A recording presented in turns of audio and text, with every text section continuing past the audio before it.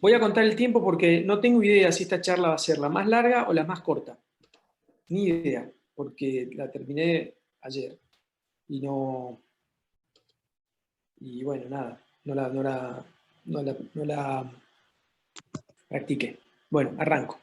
Bueno, introducción va a tener que verse la del espacio liberado de Schindler, que es la que se perdió, que es un poco la que cerraba este primer capítulo del Round. Ahí van a ver que hice una introducción explicando por qué estamos dando todo esto, ante la pregunta, ante un poco la contestación de que no se entendía. Entonces ahí hice toda una aclaración de que no son clases ni de historia ni de teoría conceptual, sino de una teoría encarnada, una teoría pragmática encarnada en nuestra pedagogía de proyecto, porque básicamente son todos los fundamentos de nuestra práctica pedagógica. Y entonces, bueno, terminamos esa historia con el espacio liberado de Schindler, y que, bueno, para liberarlo primero hay que contenerlo. En Schindler siempre hay como un balance entre cómo contener el espacio con el cerramiento, que es semperiano y losiano, y a su vez cómo liberarlo en esas diagonales profundas hacia el paisaje americano, que es un poco lo que él gana de Wright, porque Schindler es una gran mezcla, digamos, de la tradición, digamos, centroeuropea de la caja arquitectónica, y la implosión de los recintos, con bueno, la liberación de la caja arquitectónica de Wright, sobre todo con el trabajo de las esquinas, y el escorzo, y el movimiento en escorzo. Entonces, bueno, nada, es un poco esa historia alemana y del imperio austrohúngaro, o sea, bien centroeuropea, todos estos personajes. Y que como van a ver ahora, vamos a seguir un poquito todavía en el imperio austrohúngaro, con varios personajes, pero que terminan todos en Estados Unidos, un poco como Schindler. Entonces se va desplazando la conversación, digamos, teórica arquitectónica a otros centros. Y van a haber centros de poder también, ¿no? Y van a ver también cómo vamos a dejar de hablar de universidades alemanas, aunque todavía vamos a seguir hoy, y se va a pasar a hablar de universidades norteamericanas. Hoy ya hay una muy fuertemente. Entonces, bueno, nada, esto es un poco el resumen de lo que estuvimos viendo. Esta historia del Raum, que era este concepto de esta teoría estética, esta filosofía estética alemana del siglo XIX, y que entra en la arquitectura, digamos, con la idea del espacio cerrado de Semper, que es una idea muy lateral en él, porque como vimos, Semper tiene más que ver con lo tectónico y con los elementos de la arquitectura, es decir, el cerramiento, el revestimiento, etc. Pero él decía que el resultado de toda esa acción, el resultado digamos, de la concreción de estos cuatro elementos de la arquitectura era el espacio cerrado. Y entonces después vimos también cómo eso se coloca al centro, es decir, el espacio, la configuración espacial, el cerramiento espacial se coloca al centro de la disciplina proyectual arquitectónica con Smarzo, que era un profesor de historia del arte, que dice que digamos, la esencia de la arquitectura es la configuración espacial. Y vimos esto un poco lo que estaba comentando, esta deriva americana de toda esta historia con Schindler. Esta casa es la casa Hau, de 1925, si no recuerdo mal, donde la caja arquitectónica explota, el cerramiento ya no termina de contener un volumen espacial único o varios comprimidos, sino que los recintos explotan, ¿no? Y esto es un poco lo que les decía de lo que más desarma la caja arquitectónica o el volumen arquitectónico, la masa arquitectónica, son las visuales en diagonal. Por eso fíjense que no hay todo un esfuerzo de no poner un montante vertical en la esquina, sino que es vidrio contra vidrio, porque lo que se está buscando es esta liberación en diagonal hacia afuera. Por eso esta liberación de estos recintos comprimidos que explotan en la caja, y es la visual también la que hace, digamos, genera esa conexión, esa tensión hacia bueno, esos paisajes, ¿no? Por eso la influencia wrightiana, Schindler sería un los wrightiano, si eso existe, si llegara a existir. Entonces, bueno, acá el recinto ya no es un recinto único, como habíamos visto con Verlage o con Wagner, y que aparte esto, digamos, es también un traslado hacia lo doméstico, ¿no es cierto?, como vimos con Los. Entonces esto es lo que dice Schindler: la casa del futuro es una sinfonía de formas espaciales. ¿Cómo nosotros nombramos a las formas espaciales? Bueno, los volúmenes espaciales, que es un poco lo que se está trabajando ahora en Introducción a la Arquitectura y lo que le estamos pidiendo a P1, ¿no? Que identifique esos volúmenes espaciales. Entonces, cada habitación o cada recinto, en esta historia del round recinto, es una parte necesaria e inevitable del todo. O sea, Schindler, aún en 1935, acepta el recinto, es decir, el espacio cerrado, es decir, el cerramiento, o sea, sigue siendo semperiano. Incluso habla de estos elementos de los que hablaba Semper, las paredes, el techo, los pisos, son medios para la definición de las formas espaciales, es decir, son medios para la definición del recinto, el recinto como un volumen espacial.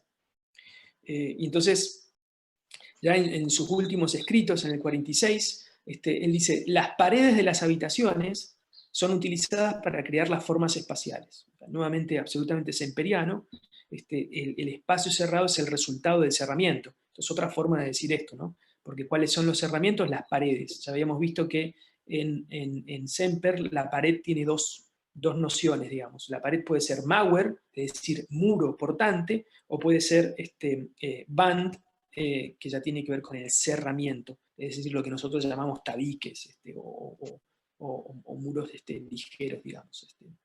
Bueno, entonces esto, ¿no? Cómo hay una pervivencia semperiana, fíjense que son casi 100 años de evolución del concepto, 1841 es más de 100 años, 1841 son los elementos de la arquitectura, o 1851, a ver, 1851, entonces casi 100 años. 1851, los elementos de la arquitectura y esa pervivencia a través, digamos, bueno, de los manuales, porque Semper escribió el manual, digamos, se llamó El Estilo, un manual de proyecto, un manual de los talleres de proyecto. Entonces había una pervivencia en la práctica, si bien no tanto en el discurso teórico, en la práctica arquitectónica construida, de Wagner y Berlage, y después en los escritos y obra construida tanto de Los como Schindler. Y en definitiva es un recinto ya liberado, por eso el nombre de la charla, el espacio liberado, pero todavía contenido, y entonces contenido en el sentido configurado, en el sentido schmarsoniano, de August Marso. Son las paredes y el trabajo del arquitecto, incluso tanto Los como Schindler dicen eso, ellos están adentro del espacio, es decir, están adentro de la habitación, adentro del espacio, adentro del volumen espacial, y lo que van imaginando son la configuración de estos límites, ¿no? Son límites concretos, este es un espacio concreto y tiene límites concretos. El sofá, el mueble, la ventana, el parapeto, el techo, y eso es lo que se va configurando, ya no en forma tan abstracta como en Smarso, sino en forma más concreta, ¿no? Y lo que había pasado, digamos, en Centro Europa, y a esto Schindler lo llama arquitectura espacial. Arquitectura espacial. Y esto se llama planificación espacial, que es un poco lo que habíamos visto que Kuhlke había escrito de ese Raumdrichtung que había propuesto Loos en el 12, en el 13, que era esta compenetración de recintos acoplados. Es decir, los recintos se borra estratégicamente, se elimina estratégicamente alguno de los límites que configuran los recintos, y los recintos, como dice Loos, se mezclan, se empiezan a mezclar. Pero todo esto está configurado dentro de la caja arquitectónica, que sigue teniendo muros, digamos, muros, Mauer, es decir, muro portante, la caja tectónica de muro portante exterior. Entonces, por eso el espacio comprimido, porque toda esta apertura de recintos relacionados, imbricados, está funcionando en forma comprimida dentro de la caja arquitectónica. Entonces, lo que vamos a ver hoy es primero una primera historia del rechazo al recinto, porque vimos que tanto bueno, Semper, que digamos lo inicia, como Smarso, y como Wagner, Berlage, Loos y Schindler, no solo aceptan al recinto, sino entienden que la conformación del recinto es la esencia de la arquitectura. O sea, es una línea profundamente semperiana y concreta. El expresionismo es uno de los primeros que va a rebelarse contra el recinto, y va a ser un escritor, en realidad, porque Paul Schedewar no es arquitecto, es poeta y artista. Dibujaba, ya van a ver, dibujos fantásticos. Escribía relatos fantásticos y dibujaba relatos fantásticos, algo que después se llamará surrealismo de alguna manera, pero esto es anterior al surrealismo. Y aparte un alemán, así que nada que ver.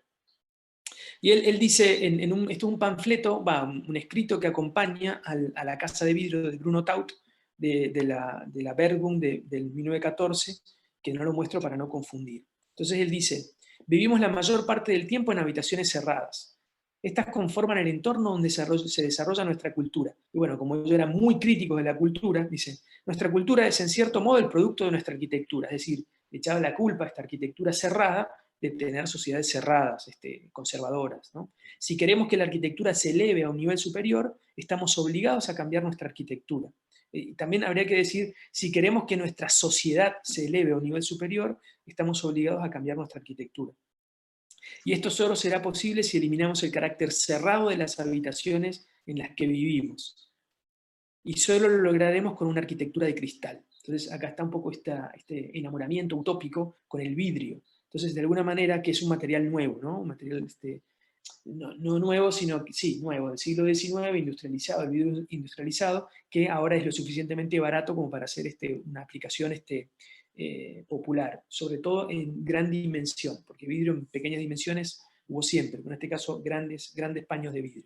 Entonces, acá lo que estamos viendo es que el recinto sigue existiendo, pero los cerramientos se convierten en transparentes. Entonces, la caja arquitectónica, digamos, no desaparece, bueno, como esta frase que tenemos los arquitectos, se desmaterializa, lo cual es una ridiculez porque el vidrio es un material. Sino lo que sucede es eso, ¿no? Que se convierte en transparente. Y lo dice muy claramente Shebar, ¿no? La corporeidad del muro, Mauer, no importa más. El espacio como esencia de la creación dejó atrás el sentido del muro. Como que el Raum ahora es tan fuerte que desdibuja la presencia del Mauer. Lo que gana es como si fuera, es como tomarle la palabra Smartsow, fíjense que esto es apenas 20 años después de lo que escribe Smartsow, tomarle la palabra Smartsow y elevarle, digamos, la apuesta, ¿no? Fíjense, estos son los dibujos que hace Shebar, no tiene nada que ver con la arquitectura, y si tuviera que ver con la arquitectura, sería una arquitectura muy extraña, ¿no es cierto? Lo mismo pasa con Taut. Taut, bueno, después Shebar le escribe esto a la caja de vidrio de Taut. Taut se va a la guerra. ¿Qué es lo que pasa con toda esta imaginación? Bueno, viene la Primera Guerra Mundial, se termina enseguida, toda esta imaginación utópica de los materiales, toda esta épica, digamos, purificadora de la arquitectura, de los futuristas, por ejemplo, bueno, terminan, digamos, muchos futuristas directamente muertos en las trincheras.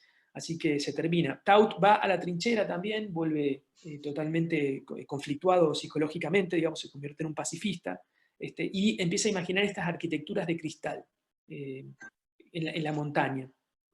Entonces, fíjense, todavía no hay una imagen concreta de la arquitectura.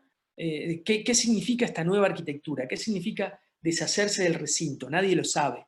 Hay una búsqueda, pero nadie lo sabe. Entonces lo que tenemos es, por un lado, está este Raum como el recinto, como el espacio delimitado y concreto, y se empieza a abrir camino, de a poquito, esta tesis de la espacialidad, ya vamos a hablar un poquito más, esta capacidad humana para interpretar el mundo material, que progresa históricamente, es como una prosecución de todo este, digamos, estudio científico de la historia. Entonces, lo que buscaba la ciencia, lo que buscaba, digamos, la ciencia histórica, la historia, era evidencia. Entonces, si había que buscar ese progreso histórico del sentimiento del espacio, o ese Kunstwollen que vamos a ver después, había que verlo en las evidencias del espacio arquitectónico construido. Pero eso, que se usaba como una estrategia historiográfica, para incluso hasta reescribir la historia de la arquitectura o reinterpretar la historia de la arquitectura, hay una nueva generación que lo empieza a usar para su propia práctica arquitectónica.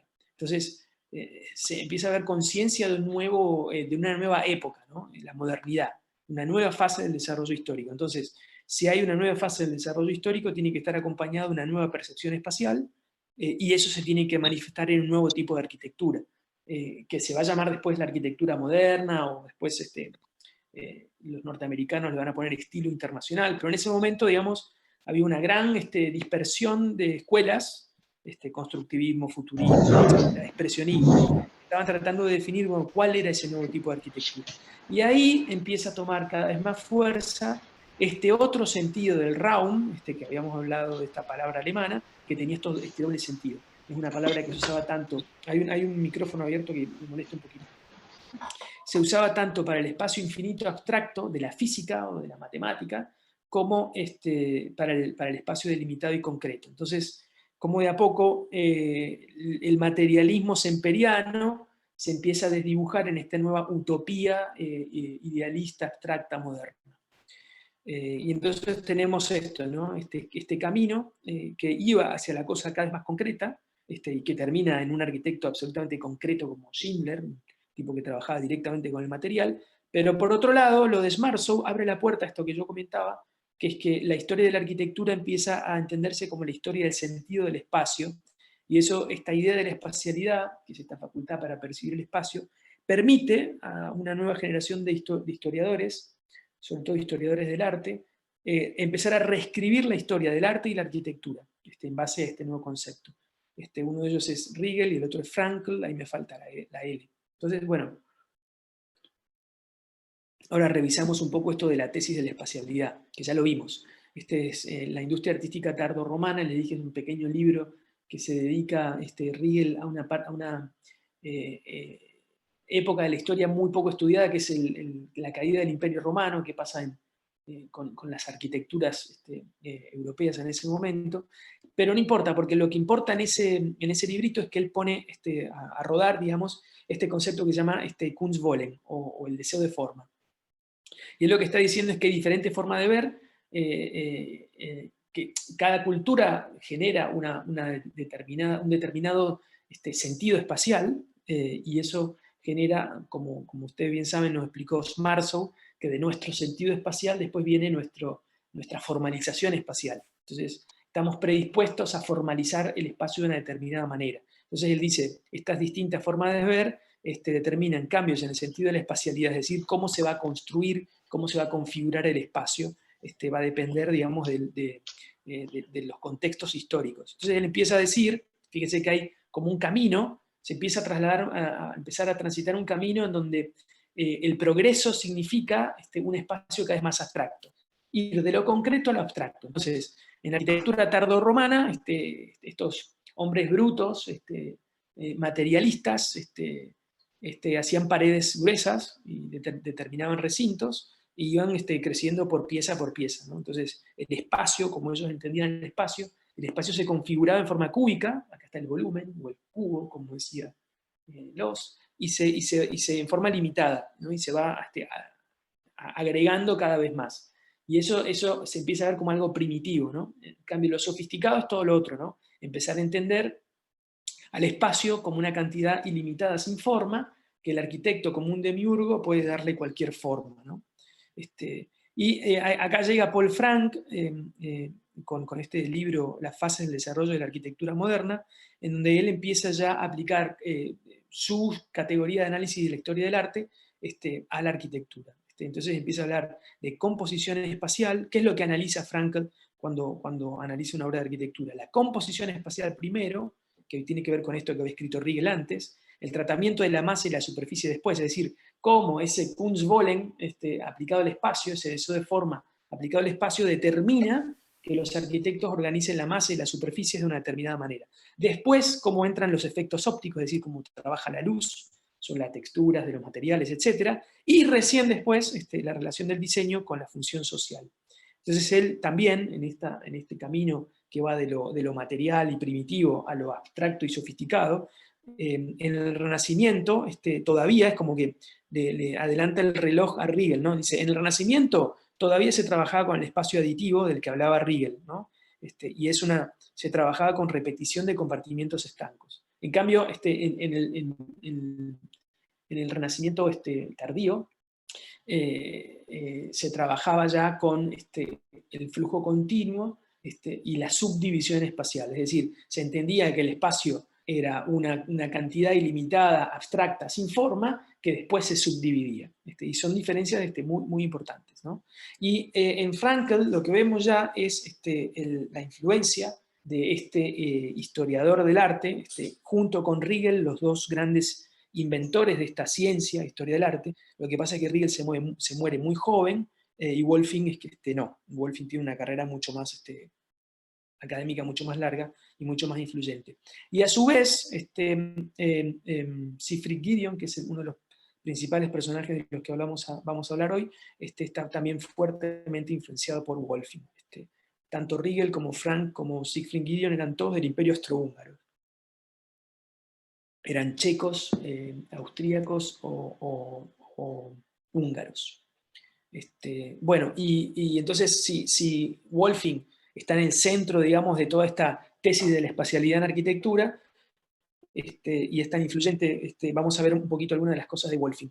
Ya casi medio como promediando su carrera, y después de pelear mucho para que le imprimieran ese libro con todas las fotos que él quería, Wolfing escribe en el 15, fíjense que es la misma época de todos estos libros, este libro que se llama Principios de la Historia del Arte, un libro que todavía hoy se usa, sobre todo para estudiar el Renacimiento y la Antigüedad, porque digamos ese fue su fuerte. Él propone unos pares de preceptos opuestos entre los artes del siglo XVI y XVII. Y algunos son 5, de estos 2 no vamos a hablar mucho. Se pasa de lo lineal a lo pictórico y de la multiplicidad a la unidad. Esto es central en el análisis del arte, incluso el día de hoy, pero lo que a nosotros nos importa es cuando él habla de cómo se pasa de lo plano a lo profundo. En esto tiene que ver también algo la perspectiva, pero acá lo que importa es esto. Cómo digamos, en el gótico, digamos, antes del Renacimiento, se ordenaban las imágenes en estratos paralelos al plano, es un poco lo que se hacía, digamos, en la pintura antigua, y se pasa en el Renacimiento al planos que movilizan las relaciones hacia adelante y hacia atrás, y se involucra al espectador en las recesiones.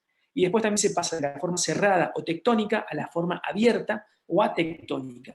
Y esto es profundamente antisemperiano, digamos, o en arquitectura se va a entender como totalmente antisemperiano, es decir, antirrecinto, digamos. Se pasa de la forma cerrada. ¿Cuál es la forma cerrada en arquitectura? El recinto, el espacio cerrado de centro. Y se pasa a la forma abierta, atectónica. Y siempre que se hace un par, esta es un poco la crítica contemporánea a todo este pensamiento binario, incluso hasta hegeliano, siempre que se hace un par, no se pone a la par el par, sino que siempre es un positivo o negativo, es decir, lo malo y lo bueno. La forma cerrada tectónica es mala, en cambio la forma abierta tectónica es buena. La forma cerrada tectónica es primitiva, en cambio la forma abierta tectónica es moderna, en donde siempre lo moderno es mejor que lo antiguo, ¿se entiende? Entonces, la línea de progreso también indica una mejora o una superación o un par dialéctico. Estos son pares dialécticos. Entonces, se pasa de una forma cerrada a una forma abierta, de una entidad autónoma que en todas partes apunta a sí misma, dice Wolfing, a comprimir energías y ángulos a líneas de movimiento que se extienden más allá de la composición. Wolfing está siempre hablando de cuadros, está haciendo análisis de cuadros y de pinturas o de escultura. Y este último, de la claridad absoluta a la claridad relativa del sujeto, esto es lo que sería, digamos, la identidad mayor de lo moderno, donde ya el espectador empieza a tener una capacidad de interpretación mucho mayor. Entonces se pasa de una revelación exhaustiva de la forma, es decir, de esa claridad absoluta, a una representación pictórica que deliberadamente evade la claridad objetiva para entregar una interpretación imperfecta de la información o apariencia pictórica. Y esto tiene que ver con lo que decía Hildebrand, con lo que decía Lipps, de la posición del observador, siempre relativa. ¿Se acuerdan un poco esa diferencia entre la forma, digamos, matemática y la forma percibida? Y esto en la arquitectura va a tener mucha influencia, porque bueno, porque la arquitectura nos involucra, digamos, como personajes, ¿no? como recorriendo la arquitectura, como habitantes. Entonces, ¿qué de todo esto va a tomar Gideon? Bueno, esta idea de la profundidad, es decir, estos planos que movilizan las relaciones hacia adelante y hacia atrás, involucrar al espectador en esta lógica de entender la profundidad. Esto claramente es Lipps, Hildebrand, digamos, esta tradición de filosofía estética alemana que apenas presidió a Wolfing. Recuerden que estos serían los profesores de Wolfing, ¿no? De los que hablamos hace 2 semanas. Y después la forma abierta tectónica, las líneas de movimiento que se extienden más allá de la composición, como algo positivo, una composición abierta como algo mucho mejor que una composición cerrada, y esta idea de la claridad relativa del sujeto, es decir, la relatividad. Fíjense que Wolfing está hablando de la claridad relativa del sujeto. Y Y Guido, como lo vamos a ver, lo va a tomar absolutamente literal, porque él va a hablar de la relatividad. Y después, por supuesto, va a mezclar a Einstein y va a hablar de la teoría de la relatividad, lo cual es un delirio. Pero bueno, ahí está, esta idea de que el sujeto, desde su punto, bueno, algo tiene que ver un poco con lo que dijo Einstein, ¿no? Que las mediciones siempre tienen que ver con la posición del sujeto. Esto, bueno, ahora en física ya se entiende. Hay un pajarito cantando, qué lindo, pero si pueden apagar el micrófono, mejor. Entonces esto de que ya no hay un único punto de vista, sino que hay una multiplicidad relativa de puntos de vista y que tiene que ver también con dónde está el observador para entender en forma imperfecta la información. Bueno, pero entonces estábamos acá cuando aparece esto, que es la Bauhaus. Me gusta, esta es la presentación bueno, esta es la litografía original que está en el MoMA, de lo que fue, digamos, la portada del primer panfleto, programa, manifiesto de la Bauhaus de 1919, por Lionel Feininger, que como ven, digamos, tenía todavía mucho de esta imaginación de arquitectura alpina o arquitectura de cristal de Bruno Taut, y bueno, el título, Catedral, ¿no? Y esto porque había mucho discurso, mucha palabra, pero poca imagen. No se sabía qué tipo de arquitectura iba a ser aquella que se liberara del recinto, ¿no? Entonces aquí viene Laszlo Moholy-Nagy, húngaro. Él estudia abogacía, no voy a hacer la biografía de él porque vamos a hacer la de Gideon, pero rápidamente. Él estudia abogacía cuando empieza la Guerra Mundial, la Primera Guerra Mundial. Le toca ir al frente y después cuando vuelve ya no estudia más abogacía, se dedica a, bueno, va a una escuela de arte, empieza a pintar. Y después se traslada a Berlín, en Berlín conoce a su mujer que era fotógrafa, y con ella empieza a sacar fotos, y se convierte, bueno, en fotógrafos, uno de los, digamos, pioneros de la fotografía, sobre todo cuando se trabaja directamente sin revelar, digamos, con fotogramas. Y a partir de ahí se va a dedicar también al cine, digamos, dirigió varias películas, pero siempre desde el punto de vista más experimental y vanguardista de la relación con la tecnología, siempre. Va a ser diseñador, un protodiseñador industrial, digamos, y lo que pasa es que él después, Gropius lo conoce en una muestra de sus fotografías en Berlín y lo invita a participar de la Bauhaus, y básicamente a Moholy-Nagy le toca reemplazar a Johannes Itten, cuando Gropius lo echa a Itten.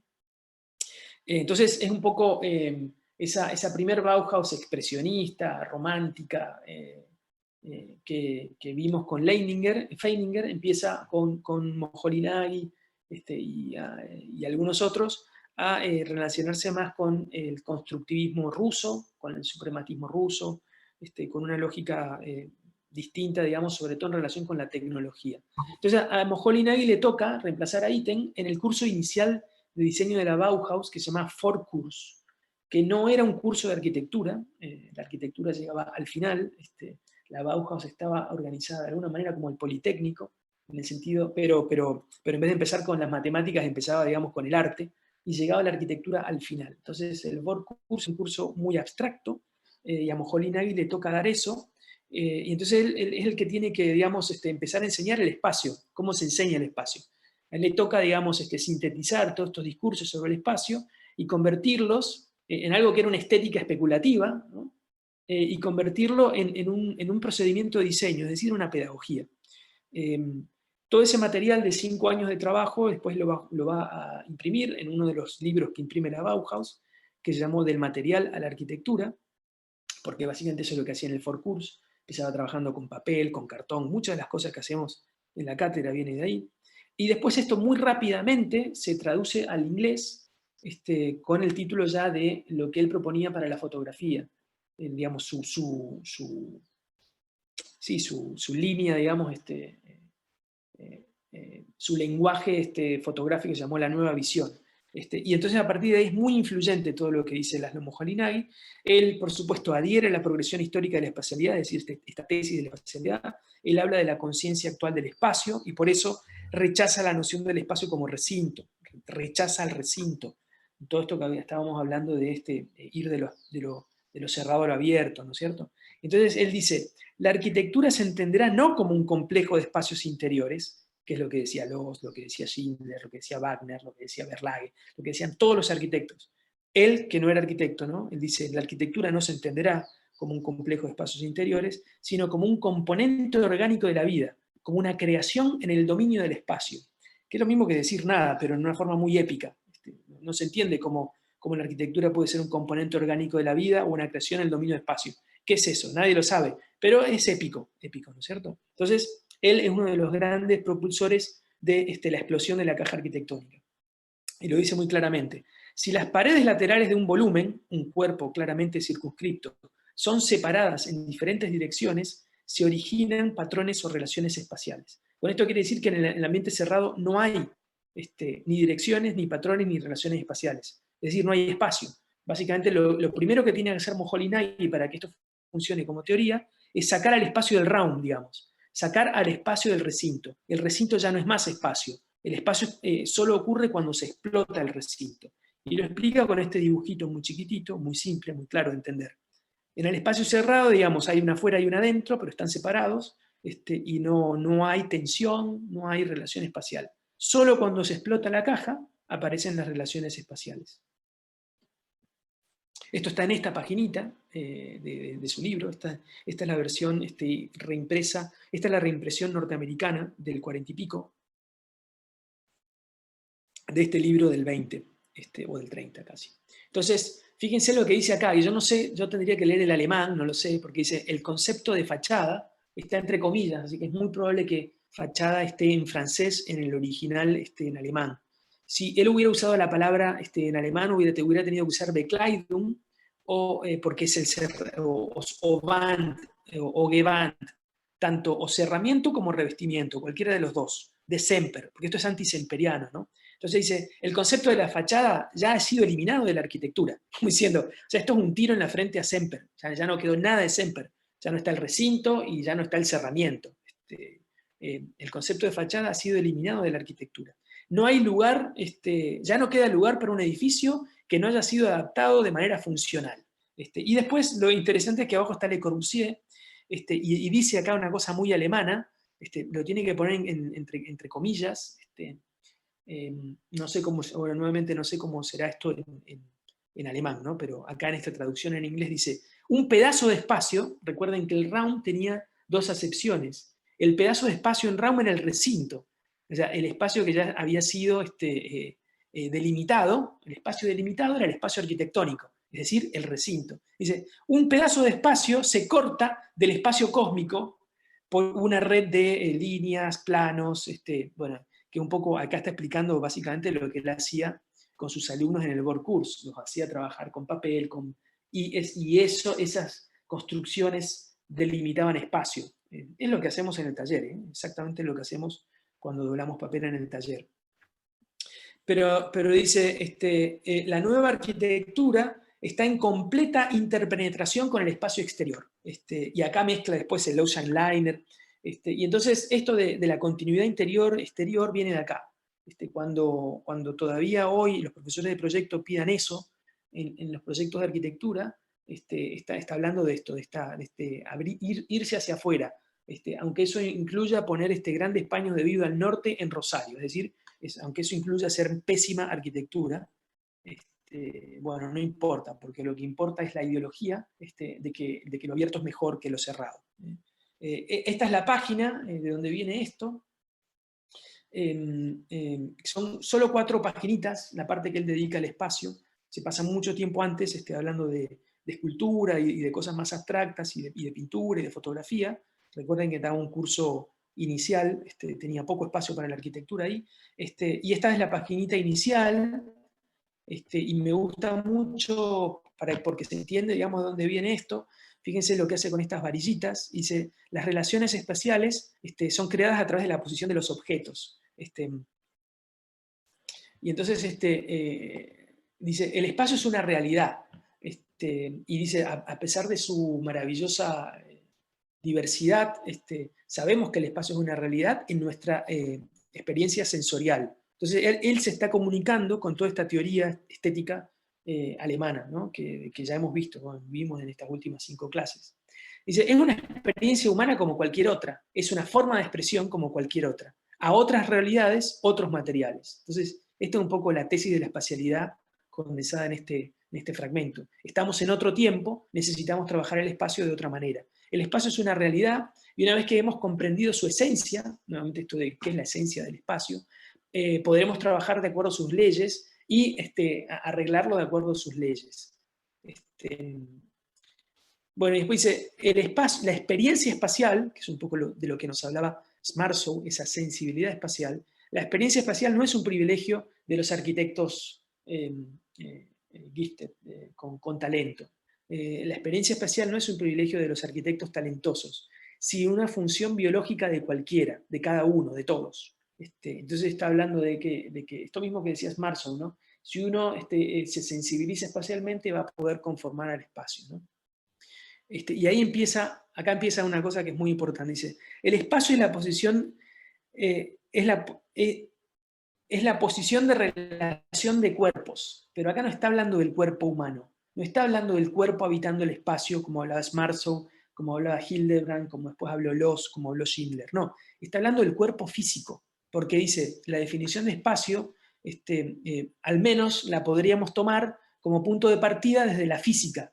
O sea, que se va a la física, que es la más abstracta de las ciencias, porque en realidad está hablando de la física, digamos, de la física teórica, digamos. Dice, y entonces ahí lo toma nos saca del espacio de sensación y nos pone en el espacio más abstracto, nos saca, ¿no? Y dice, el espacio es la relación de la posición de los cuerpos. ¿Pero qué cuerpos? Los cuerpos físicos. Los volúmenes, ya no es el volumen espacial del recinto, sino que es los volúmenes de las cosas que se ponen en relación. Eso, de eso al urbanismo moderno hay un paso muy, muy, muy corto, ¿no? De mirar la arquitectura otra vez, bueno, no otra vez, sino completamente desde afuera, ¿no? Por eso la axonometría es tan importante para el movimiento moderno, porque te saca del espacio, te saca del recinto, nunca estás adentro, siempre estás afuera, ¿no? Entonces dice, la creación espacial es la creación de relaciones de la posición de los cuerpos, y eso se acerca, digamos, a lo que decía Le Corbusier del volumen, ¿no? De los volúmenes, de que la arquitectura es el juego sabio y no sé qué, de los volúmenes bajo la luz. Entonces, que también lo representaba Le Corbusier con axonometría, es decir, desde afuera. Así que ahí tenemos una primera gran desviación de este espacio concreto, habitado y sensible a un espacio abstracto. Muy importante eso.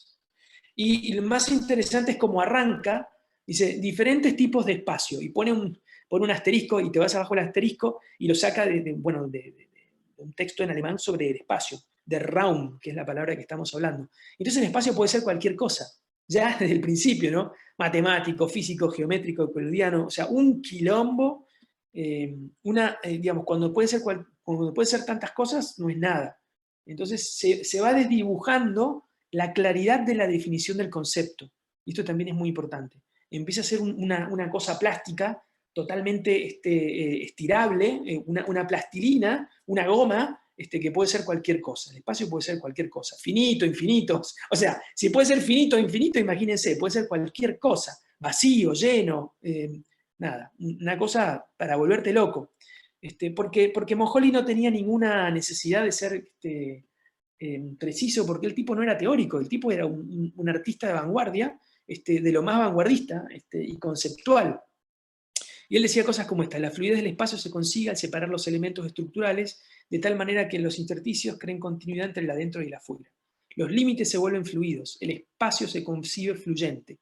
Aberturas y límites, perforaciones y superficies móviles llevan la periferia al centro y empujan el centro hacia afuera. La fluctuación constante hacia los costados y hacia arriba, radiante hacia todos lados, anuncia que el hombre tomó posesión del omnipresente espacio.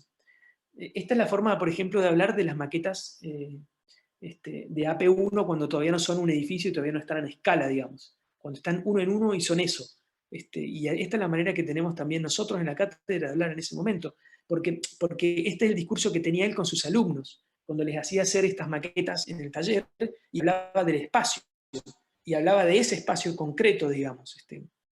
Pero aplicado esto a la arquitectura, el recinto explota, el espacio desborda. El Raum filosófico, esta intuición universal omnipresente, es ya el Raum arquitectónico. Ya no hay diferencia entre el recinto o espacio arquitectónico, el Raum arquitectónico, y ese otro filosófico. Entonces el espacio continuo reemplaza, en nombre de la modernidad, al antiguo recinto. Pero para que entiendan, digamos, este es Moholy-Nagy, uno de los mejores fotógrafos del siglo XX, digamos, y después cineasta, y después diseñador industrial, y él estaba en ese pensamiento del espacio.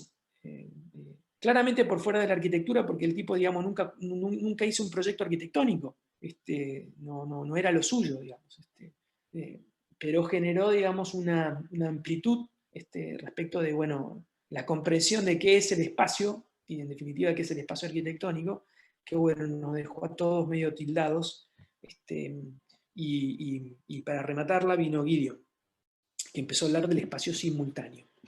Y este es el personaje central de nuestra charla de hoy. Gideon, otra vez, Imperio Austrohúngaro, esta vez checo, Praga. Estudia en Viena, ingeniería industrial, esto es muy importante. Gideon es un ingeniero, que después estudia arte, historia del arte con Wolfing, y su tesis doctoral es sobre el clasicismo románico y el barroco tardío. O sea que el tipo era un crack, porque si haces eso con Wolfing tenía que ser muy, muy bueno.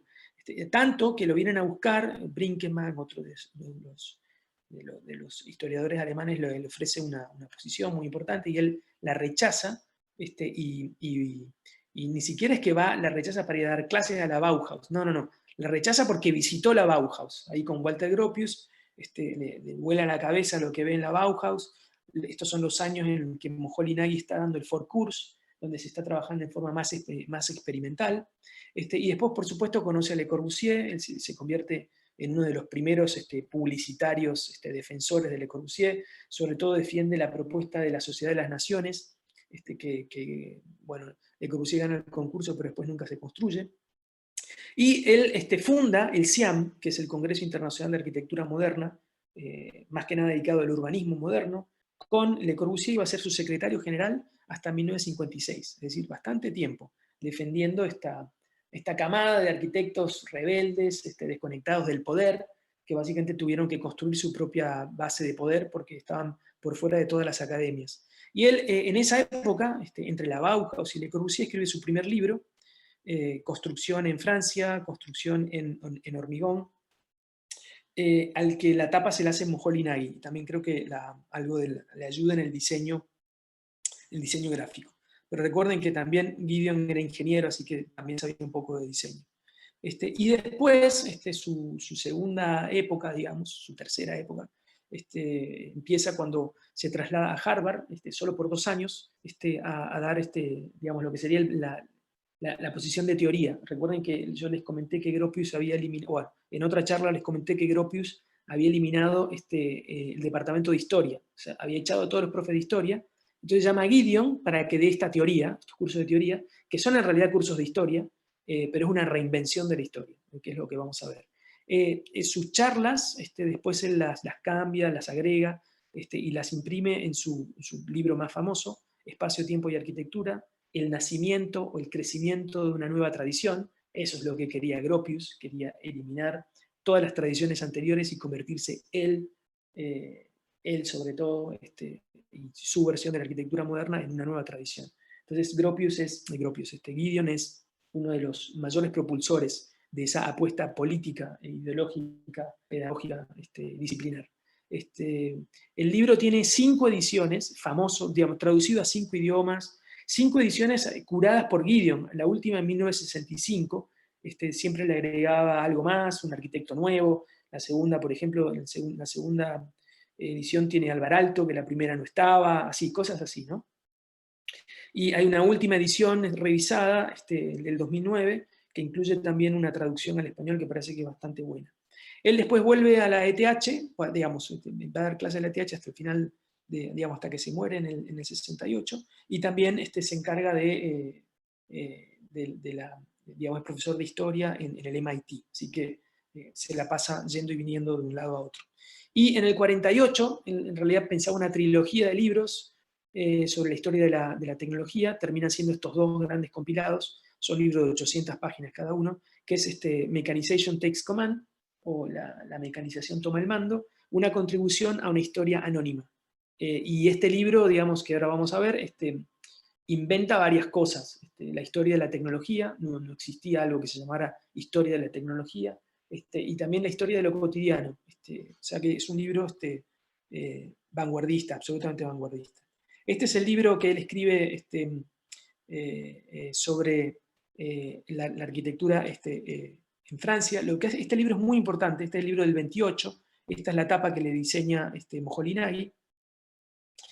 Este libro es muy importante porque es la primera historia sobre la arquitectura del siglo XIX, sobre la arquitectura industrial del siglo XIX. Fíjense que él viene de estudiar con Wolfing. ¿Qué hacían estos alemanes? Iban a estudiar Grecia, Roma, después estudiaban el Renacimiento, el Barroco, el Románico. Eso era la historia de la arquitectura. Y viene y se pone a estudiar lo que hicieron los ingenieros en el siglo XIX. Entonces cambia por completo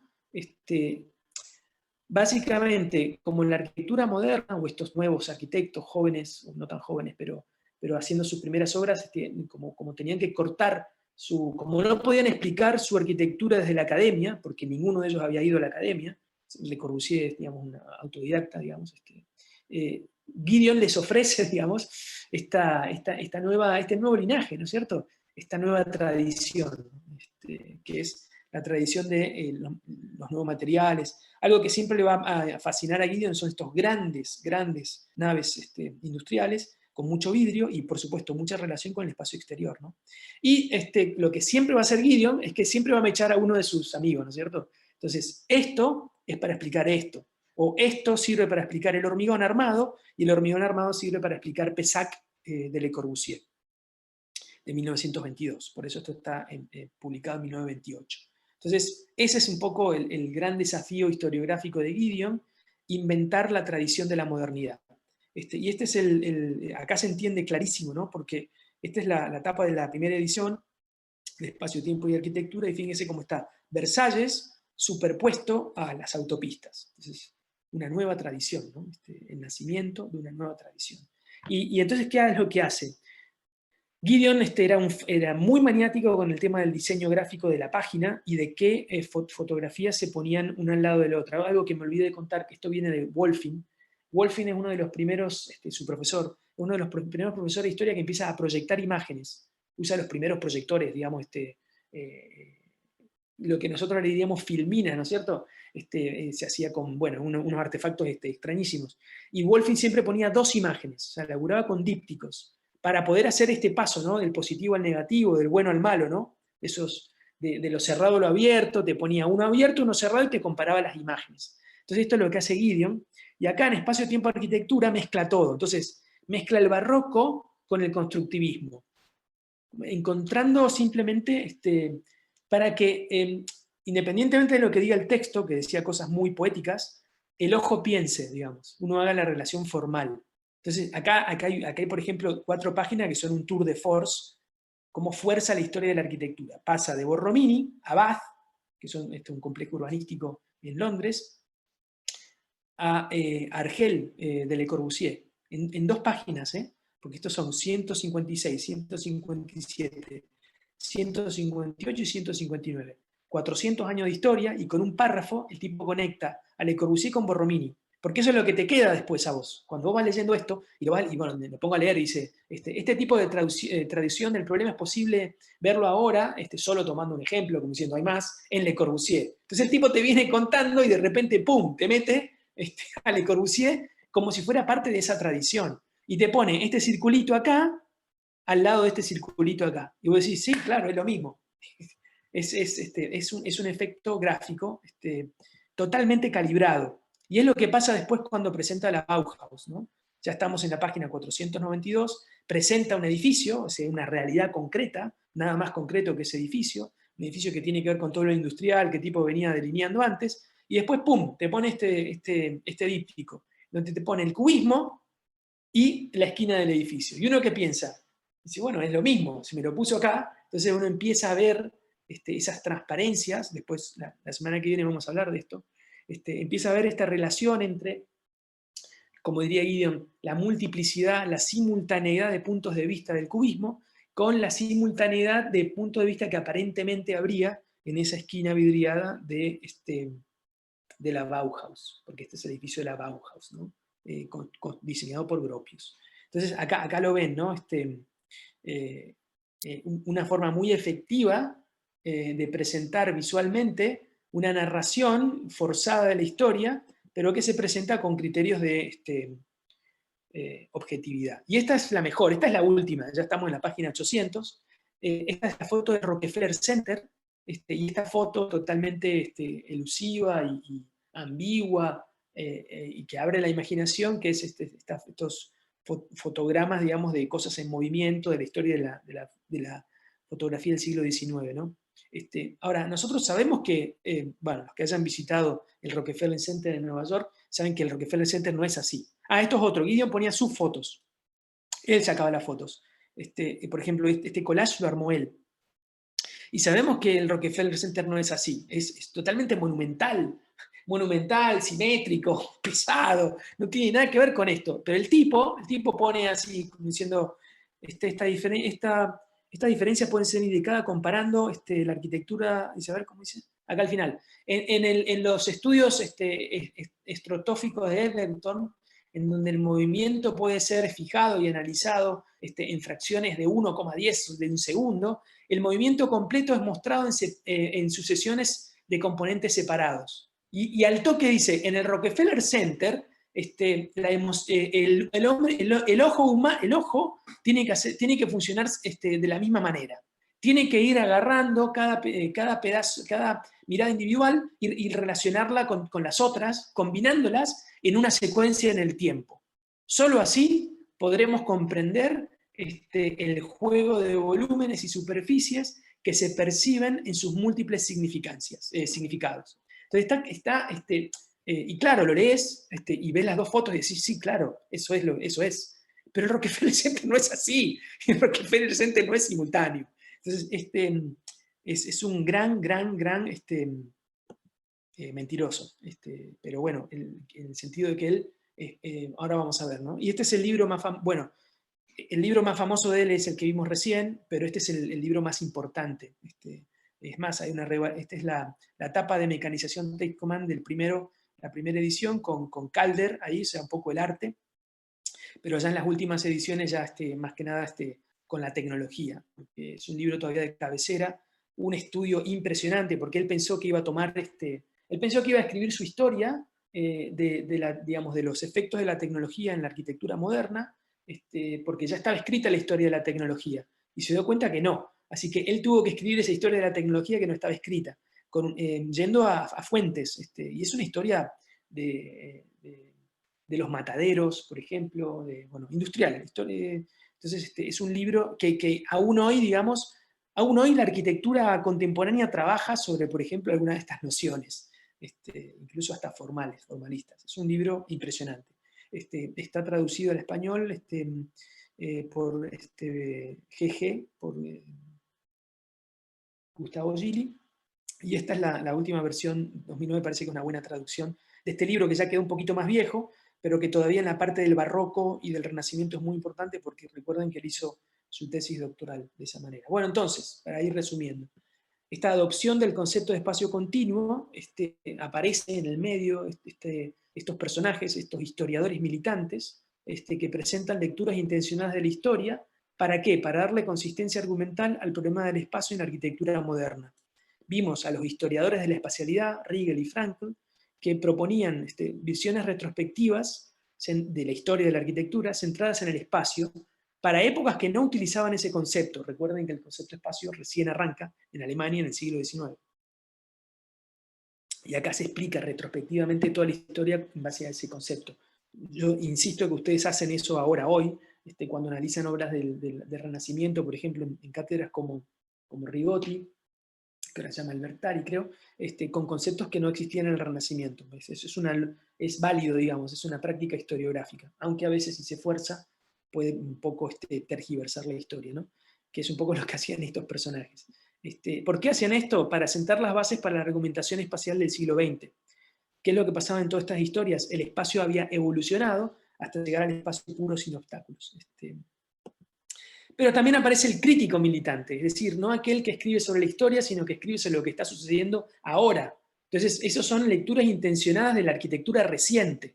¿Para qué? Para darle consistencia argumental al problema del espacio en la arquitectura moderna. Y acá aparece lo que podríamos llamar en Gideon una crítica arquitectónica operativa.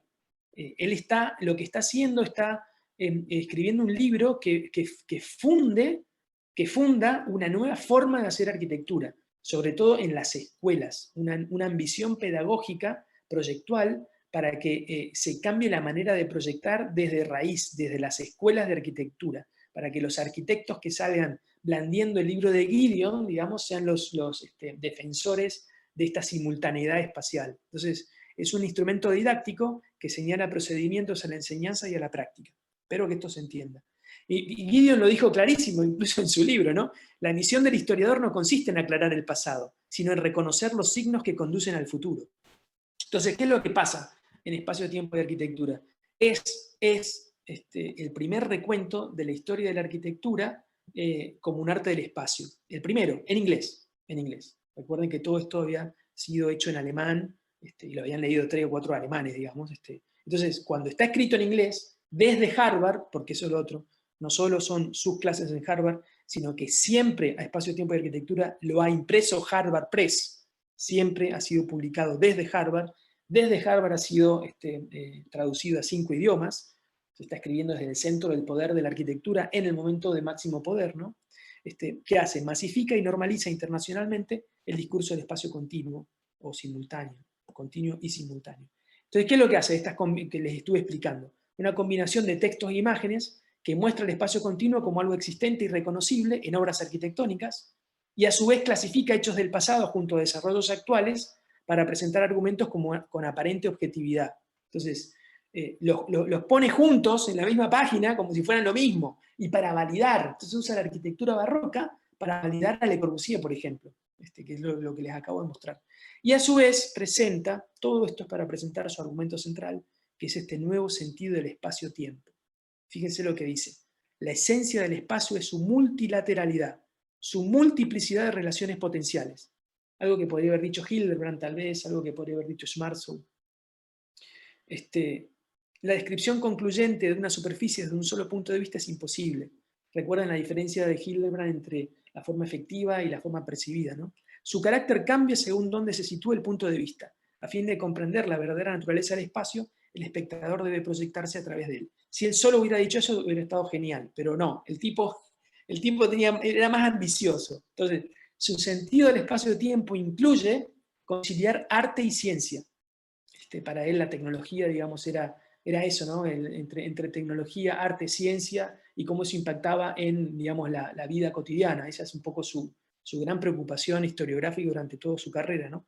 Pero entonces él, para explicar este sentido del espacio-tiempo en arquitectura, compara la simultaneidad de la pintura cubista con la teoría de la relatividad de Einstein, lo cual es un delirio absoluto. Pero durante muchísimo tiempo, y yo todavía he tenido profesores en esta facultad que han repetido esto, porque esto es como un eslogan, ¿no? Que se repite, la teoría de la cuarta dimensión. Delirio total, delirio total. Entonces, incluso muy recientemente, digamos, hasta Frampton, en un texto que no tiene nada que ver, tiene que hacer un llamado al pie cuando habla de Gideon, para explicar que la geometría no euclidiana de Lobachevsky y Riemann, que es la estructura conceptual sobre la que Einstein desarrolla la teoría, no tiene nada que ver con el tiempo y que ninguno de ellos influye en el desarrollo del cubismo. Es decir, nada que ver con cualquier cosa, dijo Gideon. ¿Y de dónde saca esto de la cuarta dimensión? Bueno, parece que había habido un filósofo místico esotérico ruso, imagínense lo que debe ser ese muchacho, que había escrito un libro de matemática teórica que se llamó La Cuarta Dimensión. Pero es que la cuarta dimensión es de lo que hablaba básicamente, ¿se acuerdan lo que nos decía Schmarzow, lo que decía toda la escuela fenomenológica? La primera dimensión es arriba-abajo, la segunda dimensión es al costado, izquierda-derecha, y la tercera dimensión es la profundidad. Entonces, la cuarta dimensión sería el tiempo, pero en Schmarzow ya estaba en la profundidad, porque era el cuerpo en movimiento. Así que bueno, el tipo tiene que inventarse esta cuarta dimensión. Entonces, el abuso del sentido del espacio que vemos en los arquitectos, digamos, aún hoy en día, pero que bueno, cuando el espacio estaba de moda, todo el mundo hablaba del espacio sin saber qué era, no resulta de una mala interpretación de los discípulos de Gideon, que es un poco una tesis que tiene Van de Ven en el primer gran libro el primer gran mal libro sobre el espacio en 1977, sino creo yo directamente sobre problemas en su formulación original. fue Gideon el que armó un lío bastante importante. Pero no importa, lo que nos importa es que ahora la adopción, a partir de espacio, tiempo y arquitectura, se adopta el concepto de espacio simultáneo y continuo. Ya espacio no es espacio cerrado, recinto, configuración, sino que es todo lo contrario, simultaneidad, continuidad. Entonces, el término espacio, establecido ya en su sentido simultáneo y continuo, fundamenta las explicaciones canónicas de la modernidad arquitectónica, sin que los autores vean ya la necesidad de definirlo. Se da por sentado, ¿no? Incluso Hitchcock, cuando escribe arquitectura del siglo XIX y XX, naturaliza su uso en reiteradas oportunidades al describir obras de Wright, Loss y Le Corbusier. Por ejemplo, como esto, ¿no? Le Corbusier Le Corbusier va a desarrollar mucho más la unidad espacial de sus plantas, usualmente manteniendo un rectángulo definidor y articulándolo en diferentes maneras. Pero en ningún lugar se dice qué es esto de la unidad espacial. ¿Qué es la unidad espacial? En ningún lado definen, usan un concepto muy de los arquitectos, usar conceptos sin definirlos. Así que bueno, ahí estamos. Cómo se clausura toda una discusión de 100 años acerca de qué es lo que hace la arquitectura, y con herramientas de la arquitectura, y con ejemplos arquitectónicos, y con práctica arquitectónica, y viene Gideon y nos saca del espacio, nos saca del round, digamos, nos saca del recinto, nos saca del interior, y nos pone acá en la teoría de la relatividad, digamos, en un magma simultáneo, confuso, del cual digamos, está costando salir incluso aún hoy. Es más, este ciclo de charlas es un intento de volver a clarificar la cancha que embarró Gideon, con muy buenas razones, ¿no es cierto? Y la semana que viene ya empezamos a hablar de 4 grandes respuestas a Gideon. Ha costado mucho sacarse a Gideon de encima, incluso hasta se podría decir que son todos fracasos. A partir de ahora son todos, voy a empezar a narrar historias de fracasos para sacarnos de encima a Gideon, que nos sigue, como decía Marx, ¿no? Las pesadillas, las ideas de las generaciones anteriores vuelven como pesadillas, que no podemos sacarnos de encima. Seguimos pagando los costos de las batallas de las generaciones que nos precedieron. Entonces la semana que viene voy a empezar a hablar de este concepto de espacio transparente, o transparencia fenomenal, en Rowe, que es también central al argumento pedagógico de esta cátedra. Bueno, espero haber sido lo suficientemente fuerte en contra de Gideon, no, una cosa maravillosa Gideon, así que no, lean todos sus libros y estudien.